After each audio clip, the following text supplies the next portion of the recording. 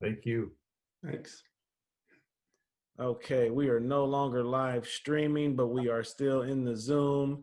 We've got a few folks who are still with us. In fact, we've got 28 people who are still with us. And That was really, really wonderful. What to do with them right now?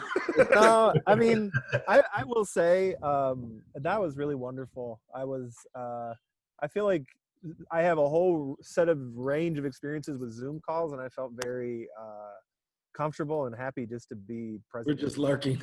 Oh yeah, man. You can lurk. And if any other questions come up, folks, drop them in the chat.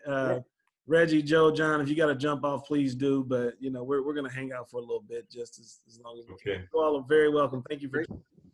Thanks for the invitation. It was fun to be here. Yeah, thanks, John. And Reggie, John, Joe. There's something I like to add. I've done work with several different local school districts in Metro Milwaukee, and there are efforts to begin to create a more kind of inclusive history in the school districts. A lot of new curriculum is being written and developed by different school districts, particularly the suburban school districts, to kind of begin to include the history of people of color. And I think that's wonderful that that's happening. It's well needed, and the effort on the part of those educators to jump into that, for those administrators in those districts to even explore the idea of being more inclusive, I think is a really positive sign of kind of where we become, where we're going moving forward. It's beautiful to see. Yeah, I mean, Rob and I, in doing this, we find it's easier to get invited to suburban schools than ones in the city, which is kind of frustrating, but we're working on that too. Right. Of course, we put up the restrictive covenants of TOSA and all the other districts. I mean, that's really, that I feel is really important. Like when we presented to TOSA East for their Black History program, and we put, this is the restrictive covenant that applied to the neighborhood that we're sitting in right now. Right. And I think that's, that's real. Yeah. You got Nate Rice still out there. What's going on, Nate Rice? How you doing? You got Nate Rice is over at West Allis Central, and he's been doing some work with the young African American men over there, and went out and did a talk with those folks. How's it going, Nate? Just see if I recognize any other names of folks who are still with us. Adriana pointed out there was once an effort to insert Milwaukee history and curriculum by Milwaukee Grassroots Curriculum Task Force. Man, that is, so Joe, you mentioned this. Sometimes I think about the holes in the archive. There's been so much grassroots work in the city where, I'll be talking to Venus Williams and she'll tell me something that isn't documented anywhere, but the heart and minds of the people who are involved in it. And there's so many holes in the archives in terms of grassroots work that wasn't institutional, wasn't organizational, maybe didn't need press, but oftentimes are the change agents. Yeah, Claiborne clicked some of that. Claiborne Benson, he has some things out there on Center Street. I'm not sure how current that is. Reggie? They're keeping. Yeah. Claiborne has a treasure trove of information, anecdotal stories, interviews. I think one of the points that you made earlier, John, about all the thousands of people you've interviewed, I think it's really important for us as historians to think about where we are right now and understand that a lot of those stories are being lost due to COVID-19. We're losing those elders that have those stories, and we have to figure out some way of getting those stories, from people before it's too late. I mean, I'm really very concerned that we're going to lose a big piece of the city's history because we're losing these elders in such large numbers. It's really and what we have to do, and there are a couple of efforts afoot to begin documenting the moment. Also documenting April 7th itself was its own moment in American history, the election. But Zoom and everything else is built for oral histories. If we can get folks on Zoom, if we can get folks on some of these digital platforms, we can do an interview, and we can get a video if folks are comfortable with that too. So we do have a moment that you're absolutely right. We're losing some people. We're at home anyway, maybe we can get some folks online and share some of those stories now. Yeah, StoryCorps was doing that until a couple of years ago. They had that booth down there at the Central Library. That was good stuff. no one's had any kind of concerted institutional effort to carry that forward. You're absolutely right. To that point, Samuel Woods and Adriana Sam says, I'm not sure if you're still, he's a journalist. What are some things happening now that you feel will be lost to history if they are not documented? It's sort of moving along more with more detail with Adam's thought. And then Adriana says here, Literacy Services of Wisconsin works with adults of all ages. Would love to empower our older students to contribute oral histories. Adriana, can you drop your email? I'll give you my email. Let's be in touch about that. I mean, one of the things, I work with Sam, so he can hear me later, but one of the things I think to connect with the points you guys were just talking about is the history and the story of Bronzeville. That is the generation that is passing now. And I think, so I was just down in Memphis, and like the fact that Walnut Street is gone is incalculably damaging to the archive and the shared memory of the historic Black neighborhoods in Milwaukee. So I think in some ways, like, that to me is one of the places that we've lost a lot of already. And Mark Doremus just made a PBS documentary, and there's other work that's been done, but Reuben Harpole got coronavirus too, so we're just kind of in a moment where the people who really are the torchbearers of that story are at the greatest risk of being lost. And that to me, there's sort of an urgency to that. For the folks who are still with us, I just went ahead and gave you all access. So you can unmute if you like and join our conversation. Either that or we're going to call on you. Raise your virtual hand. So let's end in the conversation. And again, Reggie, Joe, John, when you guys need to go, please don't hesitate to get out of here. We're just continuing to let the kindling work. I would add to the things that are happening now that might be lost to history if we don't document it now. I'd like to drop a shout out to my colleague Rachel Buff, my advisor, dissertation advisor. Rachel Buff and her students have worked really hard to document deportation cases that have been going on, particularly in the current political environment. And they're working very hard to do that. And I think that if those are things that are typically silenced. There isn't much documentation about that unless they're captured in this moment. And to that end, I think the work that people are doing now to kind of push back against mass incarceration, mass deportation, things that are not, as we've said, like institutionalized in other ways, that are just like kind of grassroots organizations that are more memory based, I guess, and then on paper, that might not actually get a place in an archive. Like if we can some of those, that'd be really amazing. Yeah, one concern I have is the decline of the mainstream media. The Milwaukee Journal Sentinel is now the same size as the Anago Daily Herald, and that would have been unthinkable, even 10 years ago. The reasons are not hard to understand. As people have moved online, the advertising lineage shrinks, so they can't support the paper.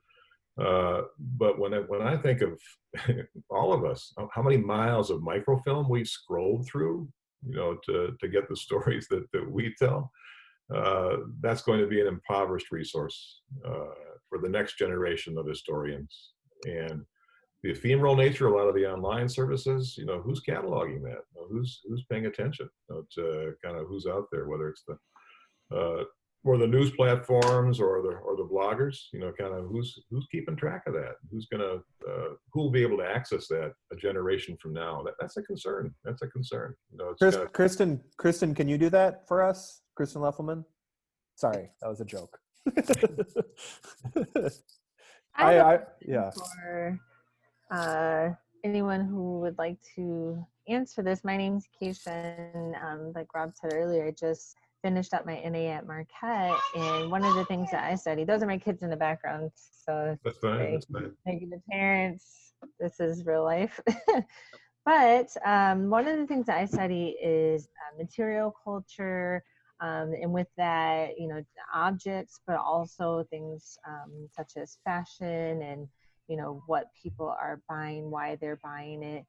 So within your studies, especially when thinking about homes and the way people manifest their identities through their material culture, is there anything that you've encountered or study or would like to study to understand the experience of race through material items, or the way someone is projecting or trying to overcome obstacles even through the material items in their world?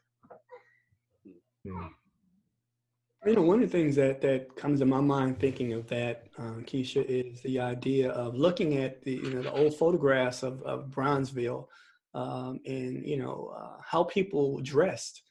They wore their Sunday best even when it wasn't Sunday, and how people wanted to present themselves. And looking at like images of many of the organizations that existed, the women's clubs and variety of things like that, to kind of see how people showed who they were in different spaces, and looking at the clothing that they wore, looking at things that they purchased.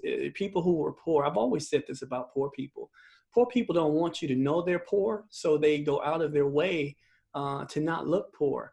And people often criticize poor people for buying things that, you can't afford to buy that, but they're really doing it in a way to kind of present a specific image, because we're very judgmental as a society. And so when you look at those old images, I think back to, old images that I've seen from around the country where every man wore a hat.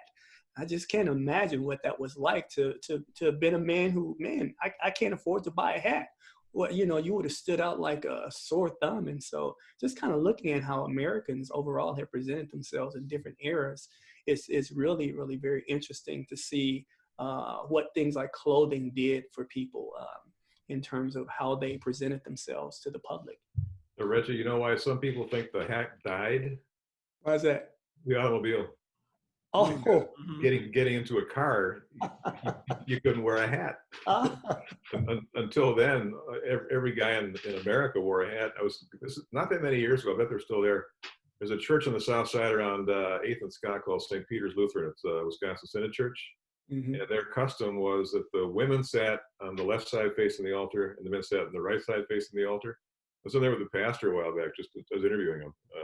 And he said, "What do you notice on the right side that's not on the left side?" And what it was, on the back of each pew were these spring-loaded hat holders.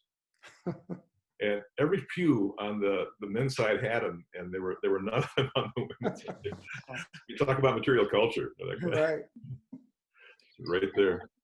Hi, There's everyone. a graduate student at Marquette who just finished his dissertation, Peter Borg. I think Peter might have joined us today.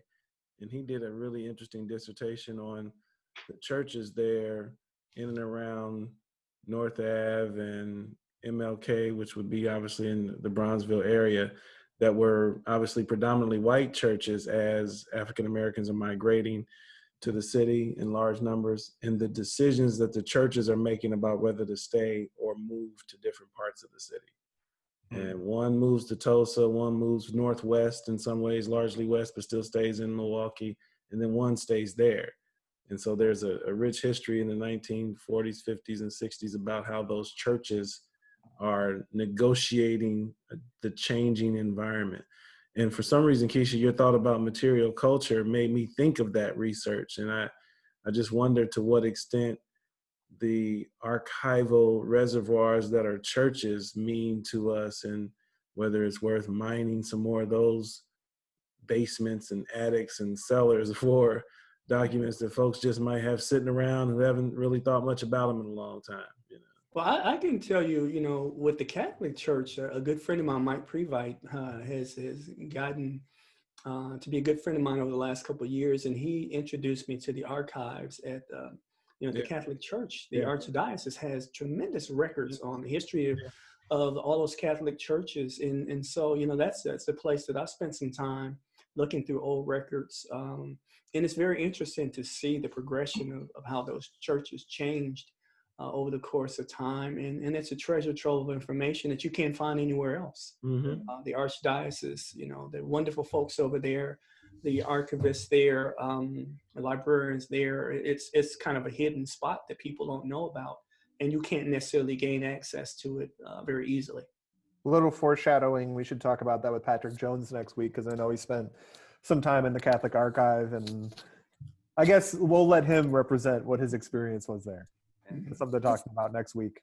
This might be a stretch, and hello everybody, but I just wanted to address material culture. This was something that I studied as well, but this could be a stretch, but connected to the churches, especially, you know, the church basement sales and thrift stores, especially for I will say like immigrant communities. These are this is a new concept for people coming from other countries that, you know, run their goods into the ground. There's no such thing as, you know, giving it up before, you know, it's no good. So I think, you know, growing up in Milwaukee, myself and my family were Mexican, so that was natural to go to thrift stores. And, you know, speaking for some students that I work with adults, adult students, and a lot of our English language learners, they're just like astounded that they can get everything that they do at thrift stores in Milwaukee. So like I said, it might be a stretch, but I think it is really interesting, especially when you're talking about material culture and the meaningfulness behind it for different ethnic groups or communities in Milwaukee. That's a big one. Yeah. Around the South Side, I think if Milwaukee, its flag should be, there's so many yard sales on the South Side, it should be the set of hung shirts hanging from a banister or from a rail, because that's all like, so not only are there thrift stores, people are making their own front yards thrift stores too. Right. And You want there's to I'm sorry, it's reflected in language also. In Hispanic or Latinos here in Milwaukee, we have words like rumaje, it's a rummage, but just a Spanish pronunciation of it. Segundas, they're the secondhand stores. So this has also entered the language of Latinos, and I'm sure all over the country. But yeah, I grew up thinking that rumaje was a real Spanish word until I learned about it. That's really interesting. That's good stuff. Folks, those who are still with us, you can unmute if you want to join our conversation. I've tried to give you, I've given you panelist access, and I'm going to actually make you a co-host, and then you can just run the next one for us too. Join us. So Adam, you want to design a new flag? We did that. He said, nope. Come on, Michelle. I'm from Milwaukee. I don't care about what anyone else does.